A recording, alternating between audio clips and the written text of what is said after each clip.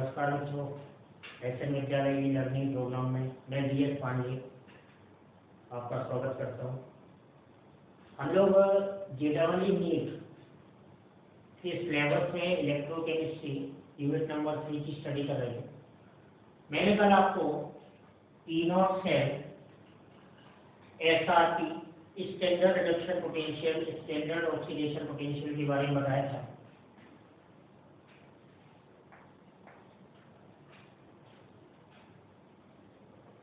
आपको ध्यान रखना है कि E एंड E0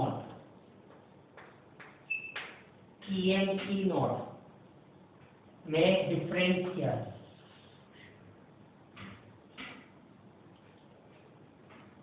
इसको बोलेंगे cell potential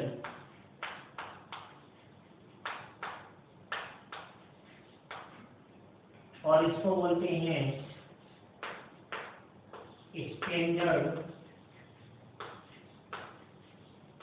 standard cell potential.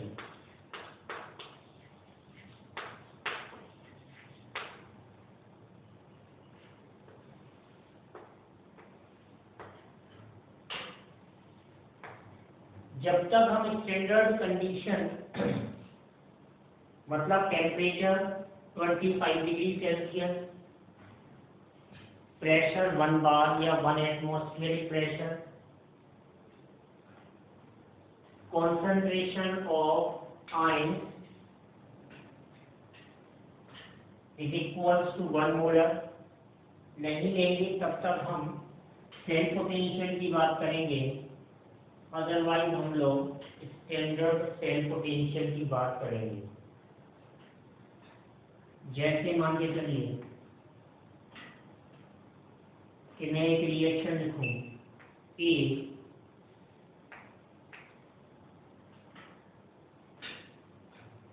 A+3 बन रहा है और इसमें 3 इलेक्ट्रॉन का लॉस है।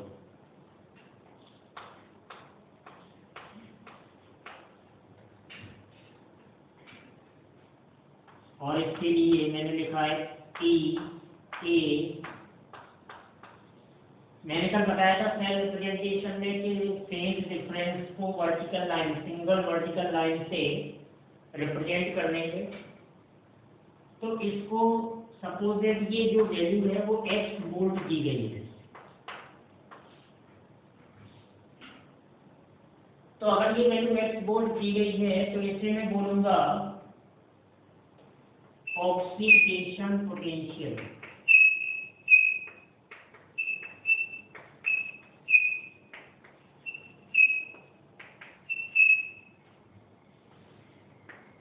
Oxidation potential. और अगर इसको मैंने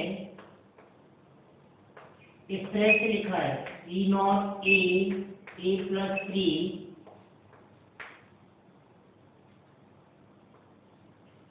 तब इसको मैं बोलूंगा स्टैंडर्ड ऑक्सीडेशन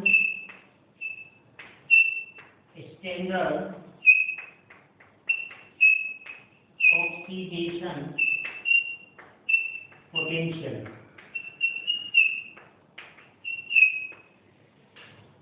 तब मैं इसको बोलूंगा स्टैंडर्ड ऑक्सीडेशन पोटेंशियल।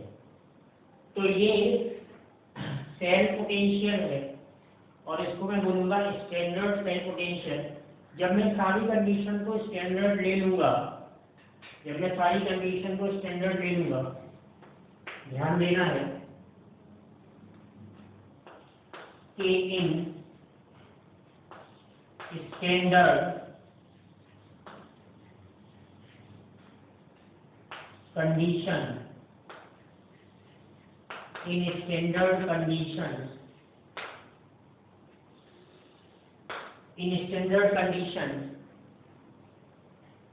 मैं लिखने वाला हूँ P = 1 बार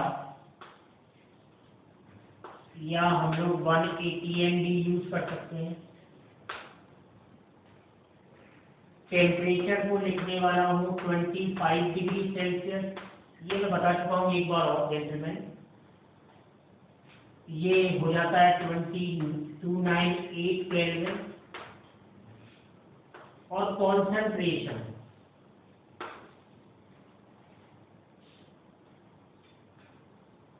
ये कॉन्सेंट्रेशन ऑफ मेटल आयन को मैं 1 मोलर ले लूं,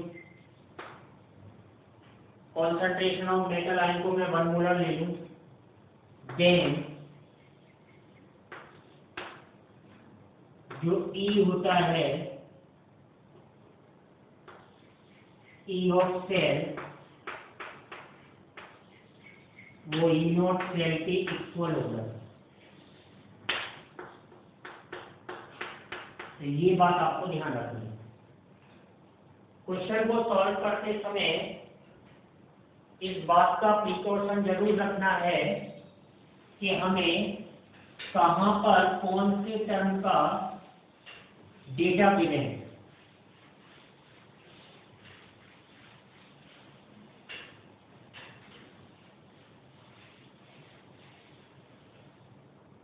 अगर हम लोग प्रॉपर्टीज ऑफ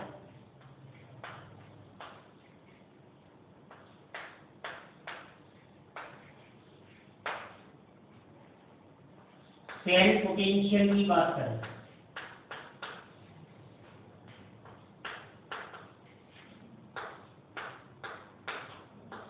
जिसको मैं किससे डिनोट कर रहा हूं, ई से।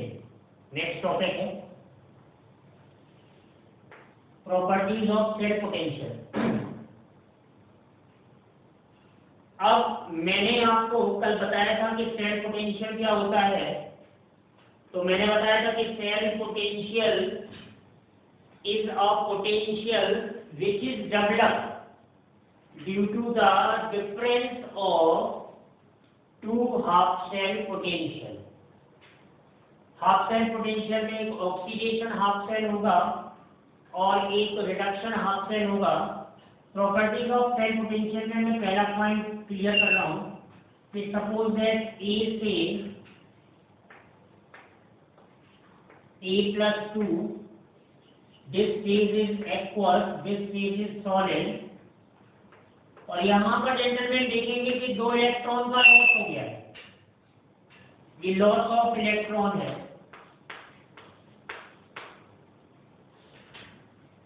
तो तैयार में ये जो प्रोसेस है वो ऑक्सीडेशन है।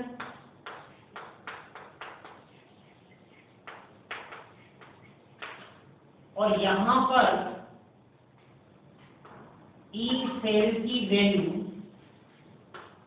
मान लो x वोल्ट गिवन है। इस हाफ सेल के लिए जो पोटेंशियल है उसकी वैल्यू x वोल्ट गिवन है। अब अगर इसी हाफ सेल को मैं रिवर्स कर दूं, A+2 equal +2 electron gives A solid, तो ये प्रोसेस रिडक्शन हो गई।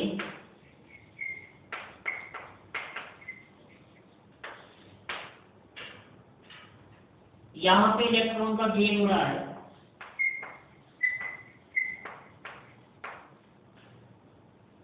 तो यहां पे इस रिएक्शन को मैंने क्या किया, जेंटलमैन, रिवर्स कर दिया।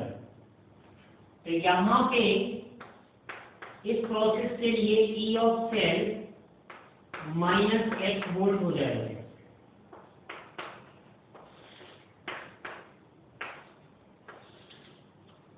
मतलब सीधी सी बात है कि अगर कोई प्रोसेस A से B है और उसके लिए सेल पोटेंशियल x वोल्ट है, तो उसकी रिवर्स प्रोसेस के लिए जो सेल पोटेंशियल होगा वो -x वोल्ट हो जाएगा। क्योंकि मैंने आपको बताया था कि रिमेंबर, जैसे मैं आपको एक बार याद दिला दूं कि मैंने आपको बताया था कि E of cell, E of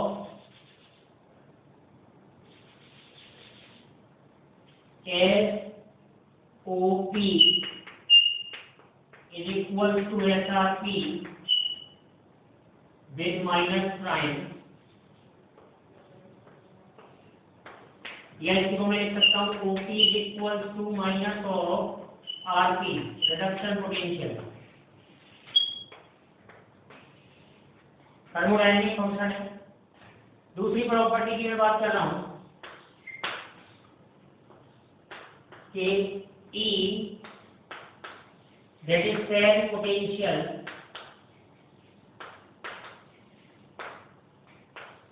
is an intrinsic property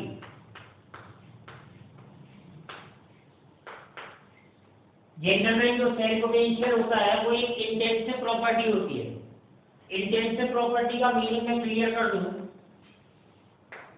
intensive property मतलब नॉट डिपेंड्स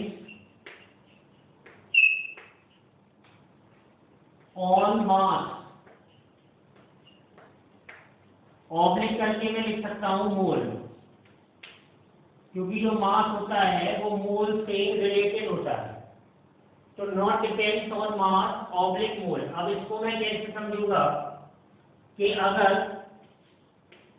A से कोई reaction A+2 plus loss of 2 electron ये गिवन है और इसके लिए E of cell x volt given है, और अगर इस इक्वेशन में मैं n फैक्टर से मल्टीप्लाई कर दूं तो ये बनने वाला है प्लस 2n इलेक्ट्रॉन। तो यहाँ पे स्टोइकियोमेट्रिक कोएफिशिएंट जनरल में कितना था 1, यहाँ पर कितना हो गया n, लेकिन मैंने क्या लिखा है कि intensive property, focus on this point. Intensive property मतलब not depends on mass oblique mole. तो यहाँ पर E सेल x वोल्ट ही रहने वाला है। मतलब cell potential is an intensive property, stoichiometric coefficient पे डिपेंड नहीं करने वाला है। मैं चाहे रिएक्शन को 2 से मल्टीप्लाई कर दूं, 3 से मल्टीप्लाई कर दूं, किसी भी फैक्टर से मल्टीप्लाई करने पर उसके पोटेंशियल पे कोई फर्क नहीं पड़ता। तीसरी प्रॉपर्टी की अगर बात करें तो E is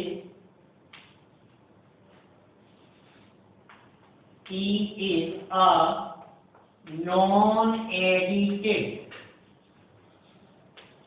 non-additive property।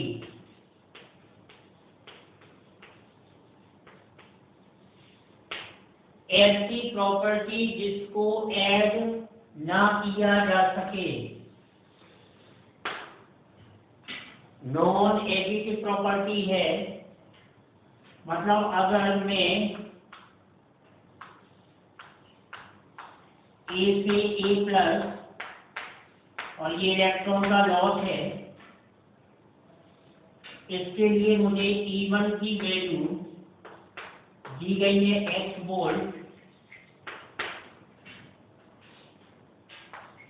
और एक इक्वेशन और दी गई है A+ से A+3 प्लस 2 इलेक्ट्रॉन का लॉस, और इसके लिए E2 की वैल्यू दी गई है y वोल्ट। तो फाइनल इक्वेशन, मैं दोनों इक्वेशन को जोड़ने वाला हूं, प्लस कर रहा हूं। जब मैं दोनों इक्वेशन को प्लस कर रहा हूं तो A से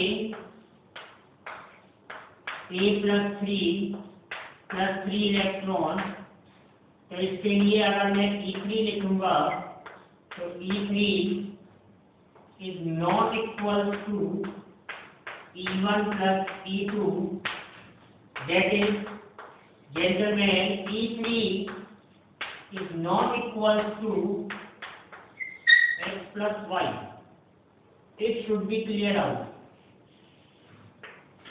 सेल पोटेंशियल एडिटिव प्रॉपर्टी नहीं है, सेल पोटेंशियल एडिटिव प्रॉपर्टी नहीं है। दो हाफ सेल, आप जरा गौर से देखिए इस वाली रिएक्शन को, आप देखो ये ऑक्सीडेशन हो रहा है, ए से ए प्लस में। इस वाली रिएक्शन को देखो तो एनर्जी ऑक्सीडेशन हो रहा है, इसे मैं रिडॉक्स नहीं बोलूंगा, कैच द पॉइंट, इसे मैं रिडॉक्स नहीं बोलूंगा। ये दोनों एग्जांपल ऑक्सीडेशन हाफ सेल के हैं जेंटलमैन। आप शायद मेरी बात समझ पा रहे होंगे, यहाँ पर भी इलेक्ट्रॉन का लॉस है और यहाँ पर भी इलेक्ट्रॉन का लॉस है। यहाँ दोनों प्रोसेस में आप देखेंगे तो लॉस ऑफ इलेक्ट्रॉन्स है और लॉस ऑफ इलेक्ट्रॉन्स है, दैट इज ऑक्सीडेशन।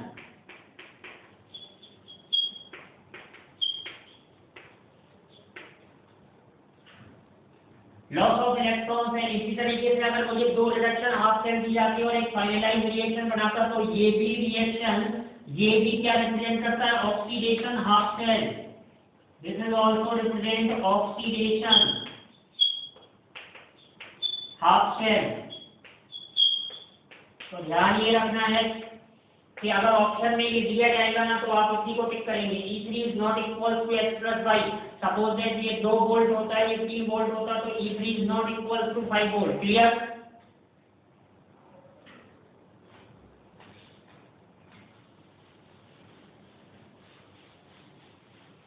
तो सेल पोटेंशियल की की प्रॉपर्टी हमको ध्यान रखनी है। एक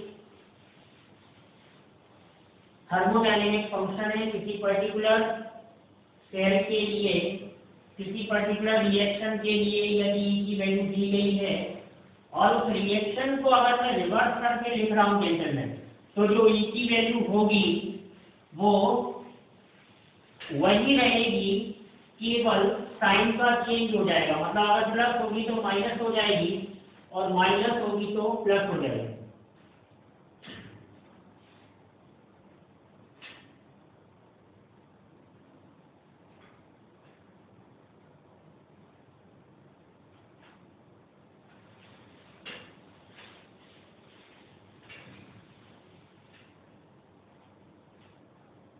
नेक्स्ट कॉन्सेप्ट हम लोग सीख रहे हैं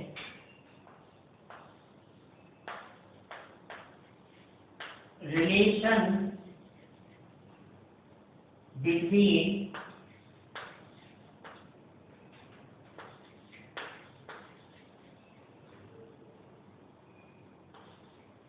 Gibbs free energy change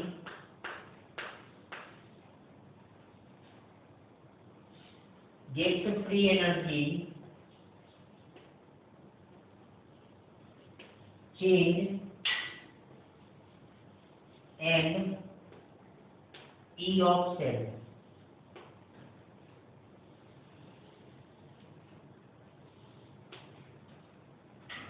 Relation between Gibbs free energy change and E cell. Free energy.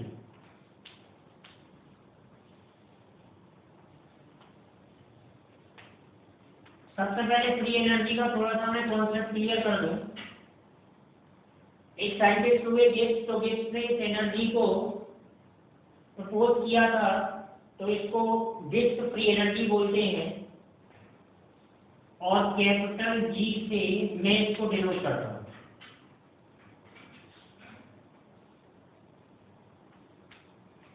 इसका मीनिंग क्या होता है कि द एनर्जी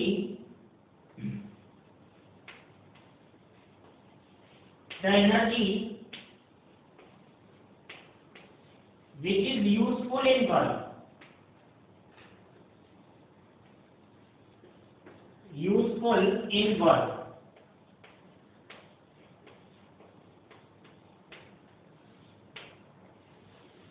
वर्क के लिए जो एनर्जी यूजफुल हो उसे मैं बोलूंगा फ्री एनर्जी। तो delta ji is equals to Gibbs free energy change.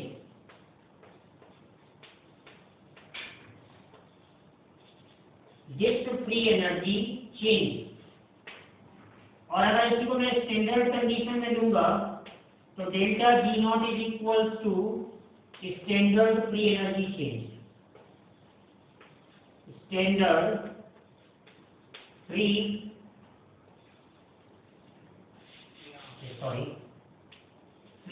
Energy change, free energy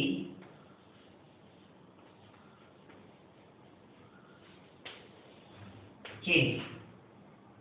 अब यहां पर अगर मैं इसको वर्क से रिलेट करूं, अब क्या होगा, किसी सिस्टम की, किसी सेल की मैं बात करूं तो उसकी फ्री एनर्जी जितनी कम होती जाएगी सिस्टम उतना स्टेबलाइज होता जाएगा, वर्क उतना ज्यादा होता जाएगा। तो मैं फ्री एनर्जी चेंज को जी को कैसे डिनोट करता हूं कि G is equal to delta G is equal to minus maximum work done. अब फ्री एनर्जी जो चेंज है वो negative sign of maximum work done है, क्योंकि नेगेटिव साइन का इंप्लाइज क्या है कि यहाँ पर जो फ्री एनर्जी है वो डिक्रीज हो रही है। मैं फिर से बोल रहा हूँ कि फ्री एनर्जी सपोज देखिए ऐसे ये कोई ऑब्जेक्ट है, अब इसको ऐसे हम छोड़ देंगे तो ये तुरंत अपने आप नीचे आ जाएगा, लेकिन अगर यहाँ से इस ऑब्जेक्ट को मैं ऊपर ले जाना चाहूँ तो नहीं जाएगा। मतलब दो टाइप की प्रोसेस है, एक स्पॉन्टेनियस और एक नॉन स्पॉन्टेनियस, मैं डिस्कस करूंगा बाद में। तो यहाँ पे नेगेटिव साइन का मतलब ये कि एनर्जी रेगुलरली डिक्रीज हो रही है। एनर्जी जितनी ज्यादा डिक्रीज होगी वर्क डन उतना ज्यादा होगा, तो इसलिए मैंने लिखा delta G equal to minus W में। तो इसी डेल्टा जी को मैं क्या लिख सकता हूँ कि minus n F E set.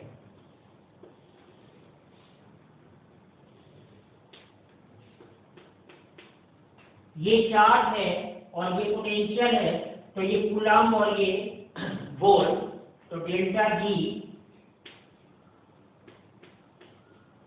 Coulomb into volt, तो इसको मैं बोल सकता हूं जूल।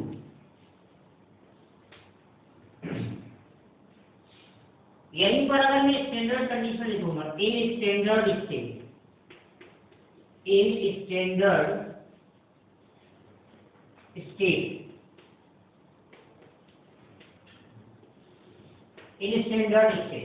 तो in standard state delta G naught, क्योंकि मैंने बोला in standard state E of cell is equal to E naught cell. So gentlemen, we can write down the relation gives free energy change in standard state delta G naught is equal to minus N F E naught cell.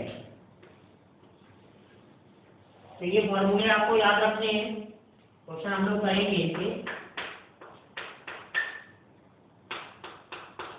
तो delta G is equal to minus n F E cell, delta G की जो unit है this one is unit,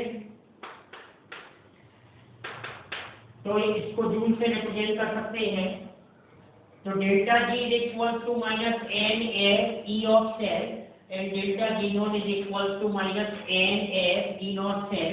मैंने कल बताया था आपको कि जो एन की वैल्यू है वो number of electrons involve in the change, number of electrons involve in the change. वो चेंज ऑक्सीडेशन है तो इलेक्ट्रॉन का लॉस हो जाएगा, वो चेंज रिडक्शन है तो इलेक्ट्रॉन का क्या हो जाएगा, गेन हो जाएगा। यहाँ पर ध्यान रखना है कि एन की वैल्यू मैंने बताई थी number of electrons involve in the change.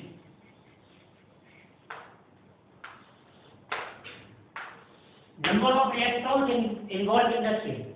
तो एक पॉइंट को क्लियर रखना है, गलती का कहीं पे चांस नहीं होना चाहिए। ये जो चेंज है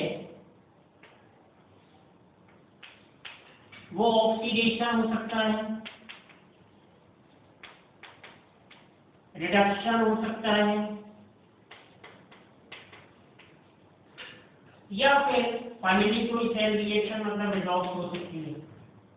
ये जो चेंज है वो ऑक्सीडेशन हो सकता है, रिडक्शन हो सकता है या रिडॉक्स हो सकता है। ऑक्सीडेशन का मतलब तो लॉस ऑफ इलेक्ट्रॉन हो जाएगा जेंटलमैन, क्या कहते हैं। रिडक्शन का मतलब गेन ऑफ इलेक्ट्रॉन होने वाला है, और रिडॉक्स का मतलब loss as well as gain of electron होने वाला है। एक एक बात तो क्लियर रखें आप।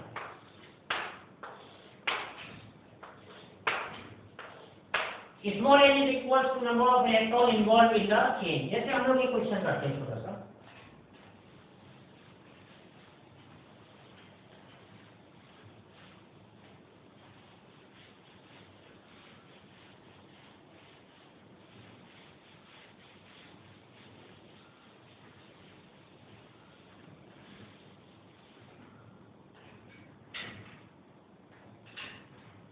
जैसे दिया गया है A से A प्लस 3 इलेक्ट्रॉन, ये लॉस ऑफ इलेक्ट्रॉन है। इसके लिए E की वैल्यू दी गई है x वोल्ट। E की वैल्यू क्या दी गई है x volt. Delta G calculate करना है, तो डेल्टा जी में क्या लिखने वाला हूँ, माइनस n s e, तो डेल्टा जी क्या होने वाला है। अब देखो कितने इलेक्ट्रॉन इन्वॉल्व है, 3। s की वैल्यू होती है 96500, इसको डिस्कस करूंगा मैं, और ई ऑफ सेल दिया गया है x। तो डेल्टा जी और ये वैल्यू कितनी आने वाली है, 2। तो इस तरह से हम डेल्टा जी कैलकुलेट कर लेंगे। मान लो कि अगर यही स्टैंडर्ड कोई कंडीशन दी जाती है,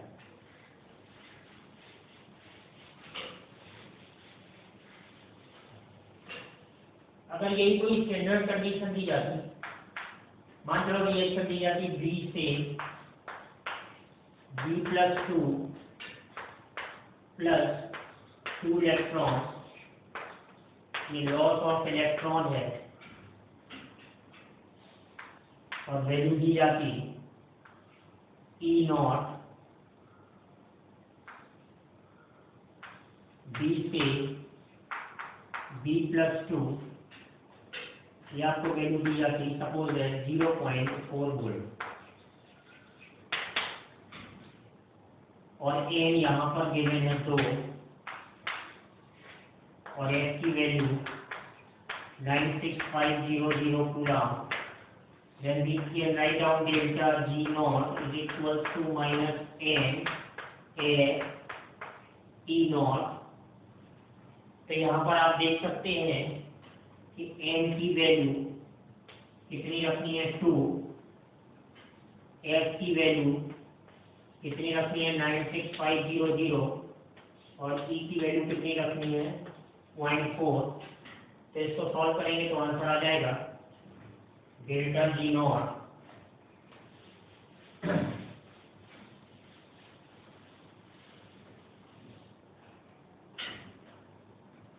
delta G not -2 into 96500 into 0.4, और ये आंसर किसमें आ जाएगा, जूल में। ये हो जाएगा delta G not 0.8 96500 joule. Now all of the student can calculate this. सारे लोग अब इसको आसानी से सॉल्व कर देंगे, कोई दिक्कत नहीं आने वाली। तो यहाँ पर ये देखा है हम लोगों ने कि delta G naught is equals to minus n F E naught cell, या मैं लिख रहा हूँ delta G is equals to minus n F E of cell. अब आप यहाँ पे देख सकते हैं कि अगर ये वैल्यू, यहाँ पर मैं 2 केस ले रहा हूं,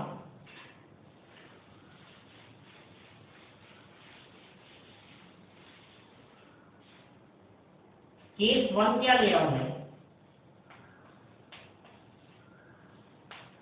कि अगर ई ऑफ सेल पॉजिटिव हुआ देन डेल्टा जी क्या होने वाला है, डेल्टा जी नेगेटिव हो जाएगा, that is delta G less than 0। और दूसरी बात क्या है कि अगर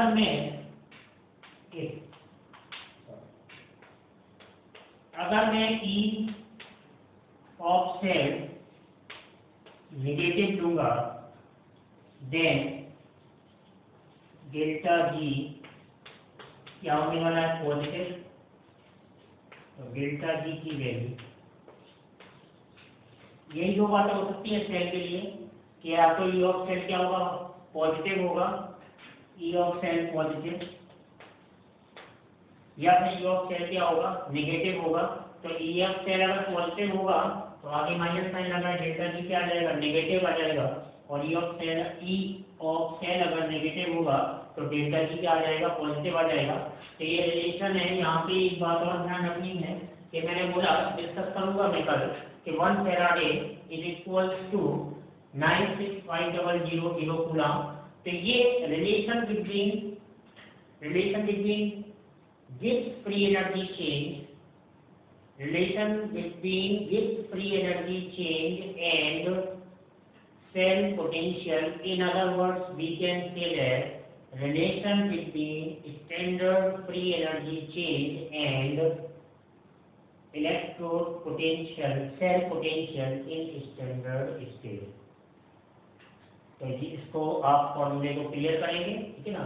तो कल यहीं से हम कंटिन्यू करेंगे, देखेंगे और ढेर सारे फॉर्मूले और क्वेश्चन।